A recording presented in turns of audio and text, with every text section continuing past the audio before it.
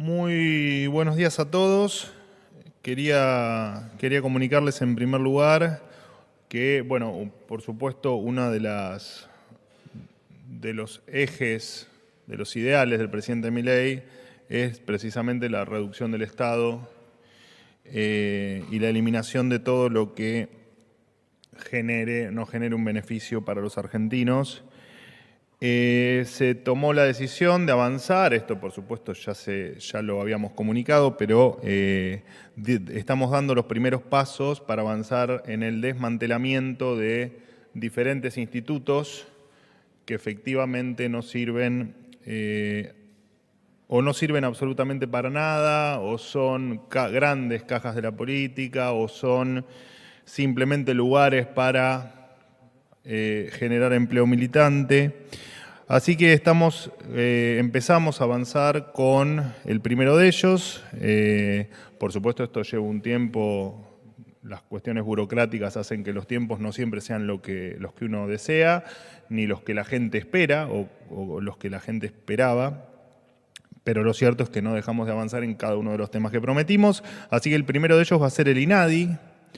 Estamos empezando con su cierre definitivo. El instituto hoy cuenta con, bueno, el detalle también lo saben, pero me gustaría recordar simplemente que tiene alrededor de 400 empleados.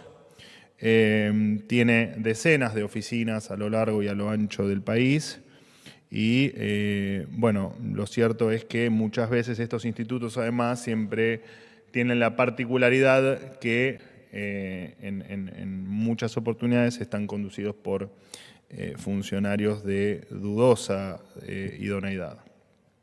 Y tampoco, por supuesto, estamos dispuestos, lo dijimos siempre, y repito, por desgracia los tiempos burocráticos, los procesos y determinadas cuestiones que son, por supuesto, parte del Estado y del funcionamiento del Estado, no son tan veloces como uno quisiera.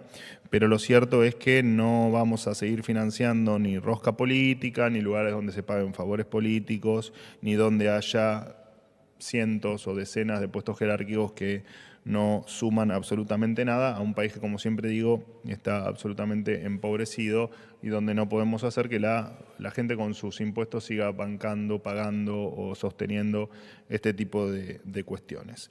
En otro orden de cosas, mañana existe la posibilidad de una manifestación que se ha conocido que puede llegar a ocurrir, de organizaciones piqueteras aquí en principio en Plaza de Mayo. Simplemente recordarle o transmitirles a ellos algunos consejos que les puedan ser de utilidad. Si cortan la calle, la policía va a actuar. Si rompen veredas, si tiran piedras o prenden fuego tachos de basura o cometen cualquier otro tipo de ilegalidad, la policía va a actuar. Por supuesto, quien cobre un plan social y cometa alguno de estos hechos van a perder el plan. Y ni hablar que quienes tengan o quienes traigan niños a las marchas, cada uno de los casos va a ser reportado, independientemente de esto que les estoy comentando, al Ministerio de Capital Humano para hacer su seguimiento. Además de esto, recuerden, son días de calor, algunos pueden sufrir desmayos, evitemos estos episodios que después vemos por televisión y que nos generan mucha preocupación y mucha tristeza. La línea 134 es una línea que sigue abierta y lo va a seguir estando. Recuerden que es gratuita, anónima y que cualquiera que se sienta amenazado o extorsionado para ir a estos encuentros deben denunciarlos. Nadie va a perder su plan social, lo van a perder si efectivamente asisten a las marchas y cometen en esa marcha alguna ilegalidad. Así que efectivamente una línea que ya ha recibido casi 90.000 denuncias desde que la línea desde que existe la línea. Bueno, ayer creo que yo lo comuniqué en mis redes y después en alguna aparición en los medios. Nuestra misión es, además de la reducción del Estado y de, por supuesto, hacer que el dinero del contribuyente vaya donde tiene que ir de manera transparente. Estamos trabajando fuertemente en la eficiencia también del Estado. Hay dos organismos del Estado, la SIGEN y la Secretaría de Transformación del Estado, que efectivamente han revelado un informe con una auditoría en 114 reparticiones del Estado. Simplemente yo he dado un detalle ayer sobre la deuda que ha quedado desde el al 10 de diciembre, que es la foto de este informe, en realidad es al 7 de diciembre la foto del informe, de 3 billones de pesos. 3 millones de pesos, para que se entienda bien, es la deuda de contrataciones que ha dejado el gobierno anterior.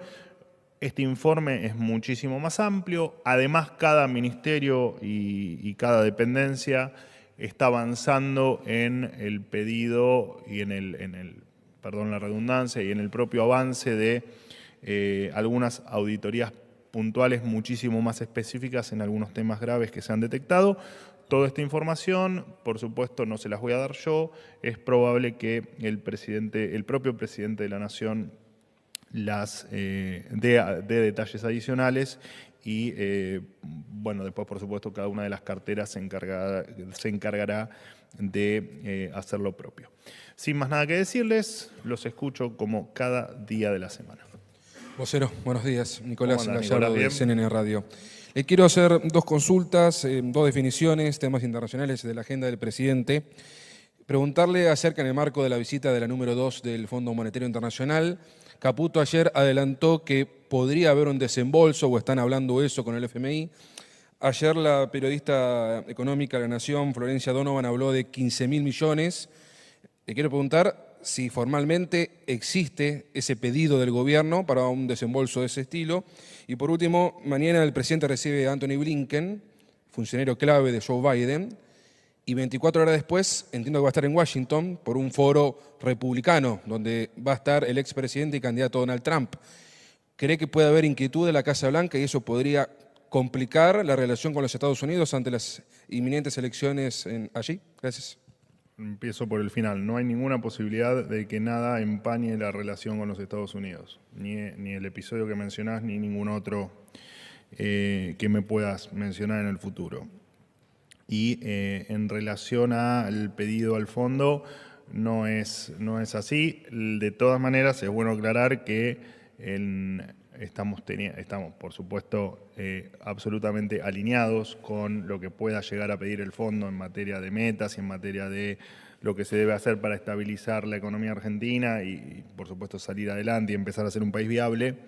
Pero de todas maneras, el gobierno está dispuesto a estudiar cualquier alternativa que le sume valor a las charlas o a los acuerdos con el fondo y cualquier cuestión que le haga bien a la Argentina. Así que todo es posible, digamos. Independiente. No se hizo ningún pedido, pero te repito, cualquier cuestión puede ser discutida tranquilamente y nos parece que debe ser así, de hecho. Portavoz. ¿Cómo andas? ¿Bien? Buen día, ¿cómo está? Lucas Muy González bien. Monte, de la agencia de noticias Telam. Hoy comienza a trabajar la comisión bicameral en el Congreso para tratar decretos de la anterior administración. Perdón, te interrumpo. Les ruego, por favor, los celulares, los golpes en las puertas, el que se levanten. Por lo menos es poquito el tiempo en el que hablo y el que respondo preguntas. Les pido, por favor, simplemente por respeto también a sus compañeros y en este caso a vos, si podemos tener algún cuidado mayor con este tipo de cuestiones. Gracias y disculpame la No, por interrupción. favor. Le decía que la comisión bicameral va a tratar supuestamente decretos de la anterior gestión y sobre todo está en el foco el 70 del 23, que es el decreto que pronunció, que sacó el gobierno de Javier Milei.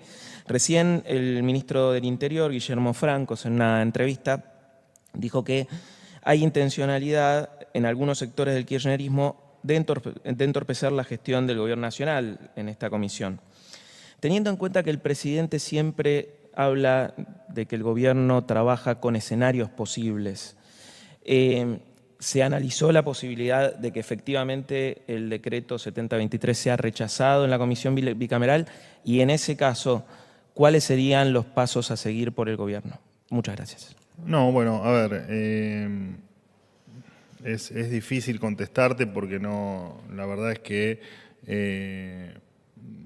recién se está conformando la comisión, se está constituyendo la comisión, así que es difícil saber qué es lo que va a pasar. Y que hay intencionalidad de complicarle la vida al gobierno por parte del kirchnerismo en términos legislativos, me parece que no amerita ninguna aclaración de mi parte y está a la vista que eso efectivamente es así. Así que no, me parece que es una obviedad que haga aclaraciones sobre las intenciones que pueda tener el kirchnerismo en el Congreso, o sea, en la Cámara de Diputados, o sea, en la Cámara de Senadores. Así que, por supuesto que vamos a seguir atentamente qué es lo que ocurra, siempre respetando los trámites el trámite, en este caso legislativo, y siempre entendiendo que nos resultaría extraño que efectivamente el DNI se rechace. Extraño no porque no haya posibilidades, que claramente la hay, porque así lo marca la ley y es una de las posibilidades existentes de que eso efectivamente ocurra. Nos da la sensación que no hay demasiados elementos para que el DNU sea rechazado por el propio contenido del DNU. Estamos a la vista de lo que estamos analizando y siguiendo el paso a paso del trámite legislativo. Cuando avance te podré ir dando alguna precisión de qué opinamos de cada paso. Por ahora, simplemente esperando que efectivamente avance y ver cuál es el destino que va teniendo cada uno de estos pasos, en tal caso hasta llegar por supuesto al debate parlamentario, al debate en la propia sesión. Buen día, portavoz Cecilia Camarano para Ámbito. Hace instantes mencionó que el gobierno avanza en el cierre definitivo del INADI.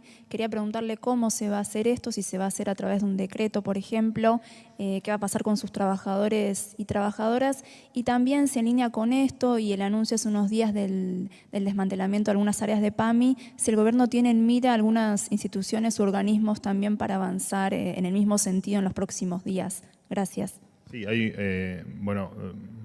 un sinfín de institutos que el presidente Milei está decidido a cerrar, o a desmantelar, no desde ahora, sino desde siempre, digamos, ¿no? Siempre dijimos que nuestra prioridad era que efectivamente el Estado debía achicarse, porque la batalla de achicar el gasto público es una batalla para nosotros central, en virtud incluso de nuestro plan de gobierno, ¿no? El plan de gobierno básicamente es no solo darle más libertad a los argentinos, sino dentro de esa libertad achicar los gastos del Estado, porque es la única herramienta para bajar impuestos, que es otra de las metas de mayor relevancia que tiene el gobierno en sus años que tiene de gestión por delante.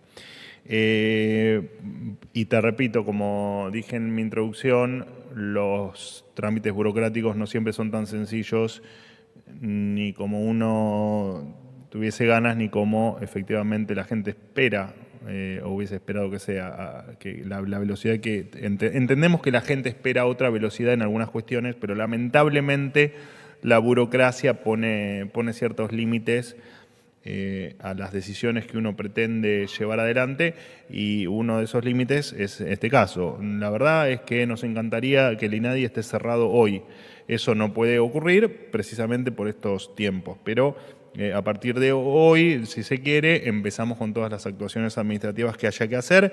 Si es entiendo que en varios casos será por decreto, en otros bastará con la decisión de cada ministro. Bueno, cada caso es distinto y en cada caso tenés diferentes estructuras, desde presupuestarias hasta de cantidad de empleados.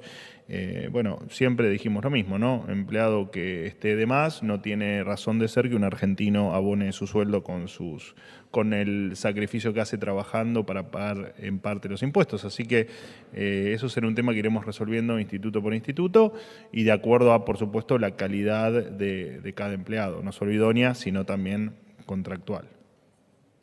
¿Qué tal, vocero? ¿Cómo le va? Hola. Guido Carelli, del diario Clarín. Quería consultarle, en primer lugar, si el gobierno tiene definido que va a desenganchar los programas sociales, los planes sociales, el programa Potenciar Trabajo del salario mínimo, ¿no? Hoy equivale a la mitad, bueno, ya que se refirió a la manifestación de mañana, que es por la escasez de alimentos en comedores, también consultarlo por eso, y a propósito de la claridad, saber si el gobierno, y usted en particular, o el área de comunicación, evalúa algunos cambios y correcciones. Pregunto por las largas filas que hubo para nominalizar la SUBE, por el mensaje de los cambios en las asignaciones escolares. Digo, si el gobierno tiene pensado llegar de una manera más potente para comunicar sus políticas públicas a los universos específicos a los cuales se quiere referir, si es en caso afirmativo, ¿qué otras medidas se evalúan? Si, por ejemplo, el presidente tiene pensado los secretarios de Estado dar conferencias de prensa o no. Gracias. Bueno, en primer lugar, en estos 74 días de gobierno, por supuesto que uno de nuestros esfuerzos está en terminar de reformar el área de comunicación y darle toda la impronta y toda la utilidad que debe tener el área de comunicación para el ciudadano, ¿no? Que en definitiva comunicamos para eso, para que el ciudadano esté al tanto de todo lo que ocurre. Y por supuesto que si hay alguna, o en estos 74 días hubo algún tipo de falencia, que es a lo que vos por ahí haces referencia, seguramente la corregiremos de manera inmediata y estamos haciendo un esfuerzo sobrehumano porque eso sea así. Con respecto a la SUBE, yo en esta conferencia incluso he dedicado parte del tiempo en explicarle a la gente que la nominalidad de la SUBE, explicarle a ustedes para que por supuesto después ustedes colaboren también con esa comunicación, que la validación, la nominalidad de la SUBE, que es exigible para la recepción del subsidio, regía a partir o va a regir a partir del 1 de abril.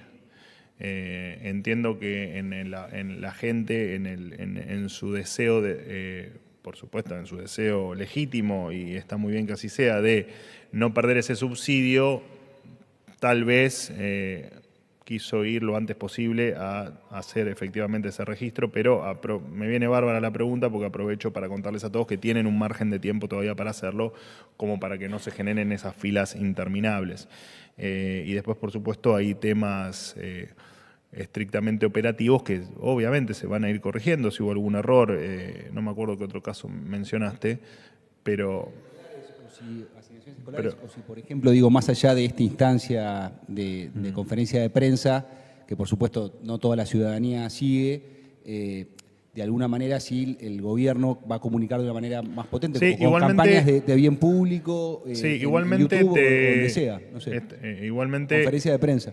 Igualmente, la comunicación del gobierno es bastante más amplia que esta conferencia. De hecho, esta conferencia es algo bastante específico y casi dedicada a ustedes. Pero de hecho, yo me dediqué a comunicar, a dar la orden de comunicar por diferentes canales el tema de las ayudas escolares, por ejemplo, que es lo que me viene a la mente. Pero digo, hay un montón de canales que tal vez vos no, por supuesto, no te interesen o no recibas, pero que efectivamente existen y que eso se está comunicando como corresponde. Me habías hecho otra pregunta al principio, perdóname.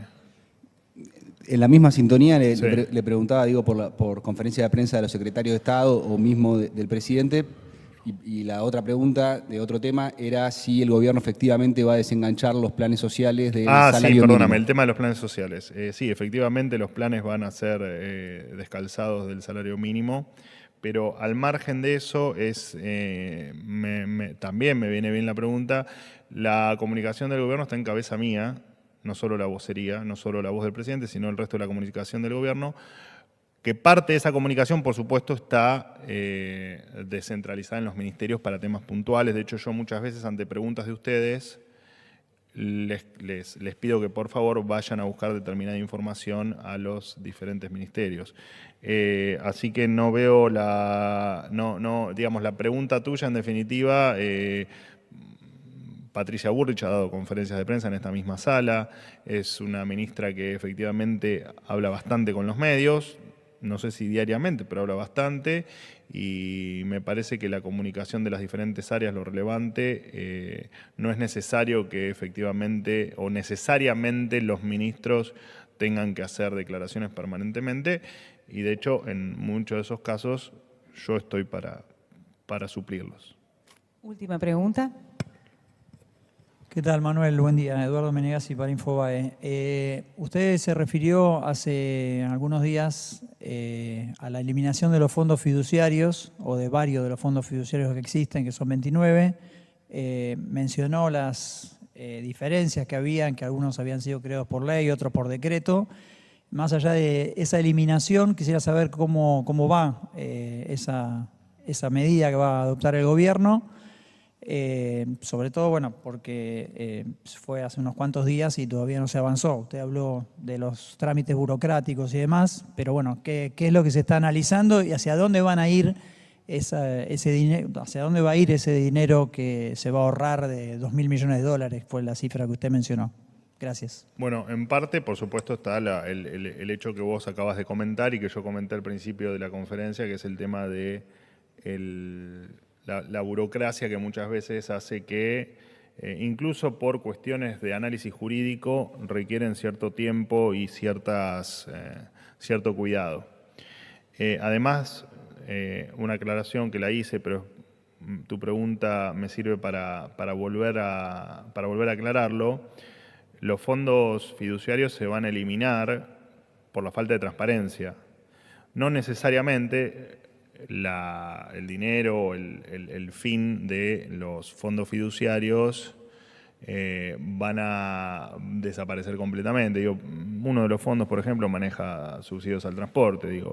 Lo que buscamos es la transparencia y que no sean usados de manera política, ni que sean una caja política, ni que los utilicen algunos vivos para o contratar gente o hacer negocios personales.